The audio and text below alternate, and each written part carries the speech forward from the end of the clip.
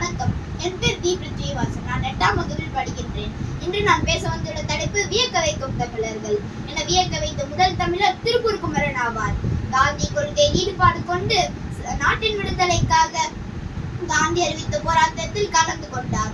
1932ஆம் ஆண்டு சட்ட மறுப்பு இயக்கம் மீண்டும் தொடங்கிய நேரத்தில் தமிழகத்து முழுவதும் அறப்போராட்டம் பரவிய நேரத்தில் திருப்பூர் தேசப்பந்து மன்ற இளைஞர் மன்ற உறுப்பினர்கள் அச்சமயம் ஏற்பாடு செய்த மறியல் போராட்டத்தில் தீவிரமாக பங்கு கொண்டார்.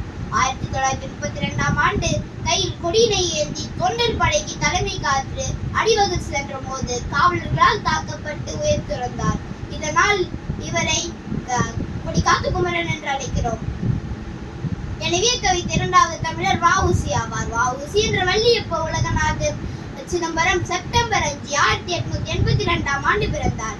இவர் ஓர் விடுதலை போராட்ட வீரர் ஆவார். பிரித்தானிய கப்பல்களுக்கு போட்டியாக உள்நாட்டு இந்திய கப்பல் நிறுவனத்தை தொடங்கினார். பிரித்தானிய அரசால் தேச துரோகியாக குற்றம் சாட்டப்பட்டு ஆயுள் தண்டனை விதிக்கப்பட்டு சிறையில் அடைக்கப்பட்டு உயிர் துறந்தார்.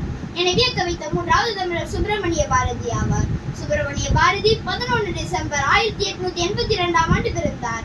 இவர் ஒரு எழுத்தாளர், கவிஞர், இதழாசிரியர் மற்றும் சமூக சீர்திருத்தவாதி ஆவார்.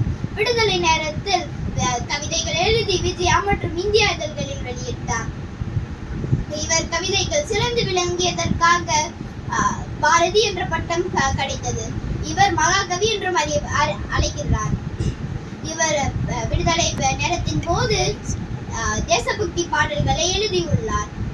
அறிந்த மொழிகளிலே தமிழ் மொழி போலி நீதாவது எங்கும் காணும், செந்தமிழ் நாடெனும் போதினிலே என்பத்தேன் வந்து பாயது காதினிலே, எங்கள் தந்தையார் நாடென்று பேச்சினிலே ஒரு சக்தி பெருக்குது மூச்சினிலே என்று பாரதி கவிதைகள் எழுதியுள்ளார்.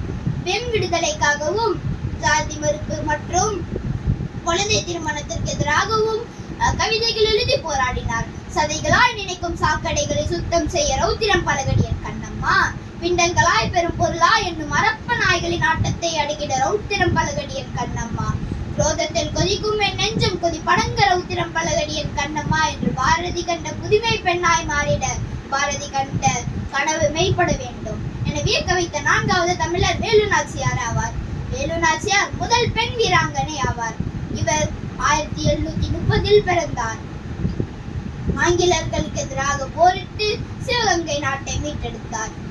இவர் மருது சகோதரர்களுடன் இணைந்து ஆங்கிலேயர்களுக்கு எதிராக போராடினார். 1790 வரை சிவகங்கை நாட்டை ஆட்சி செய்தார். 1780இல் மருது சகோதரர்களுக்கு நாட்டை நிர்வகிப்பதற்கான ஆட்சியை கொடுத்தார். வியக்க வைத்த ஐந்தாவது தமிழர் திருவள்ளுவர் ஆவார். திருக்குறளை எழுதியவர் திருவள்ளுவர். இவர் 1330 திருக்குறளை எழுதி அதை 133 அதிகாரங்களில் அடக்கியுள்ளார். இவர் எழுதிய 2 அடிகளில் அனைத்து உலக கருத்துக்களையும் மரபுகளையும் உள்ளடக்கியுள்ளார். இவர் எழுதிய சில திருக்குறள்களை நினைவு கூற விரும்புகிறேன். யாகாவராயினும் நாக்காக்க காவாக்கால் சோகாப்பர் சொல்லலுக்குப்பட்டு, எப்பொருள் யார் யார் வாய்க்கே பின்னும் அப்பொருள் மெய்ப்பொருள் காண்பதறிவு, கற்றதனால் ஆய பயணிக்குள் வாளறிவன் கற்றான் தொழானே, துப்பாக்கு துப்பாய துப்பாக்கி துப்பாக்கு துப்பாய தூவும் வலை, தீனால் சுட்ட புண்ணுள்ளாறு மாறாது நாவினால் சுட்டவிடு. வாழ்க தமிழ், வளர்க தமிழ். வாய்ப்பளித்தமைக்கு நன்றி கூறி விடைபெறுகிறேன். நன்றி, வணக்கம்.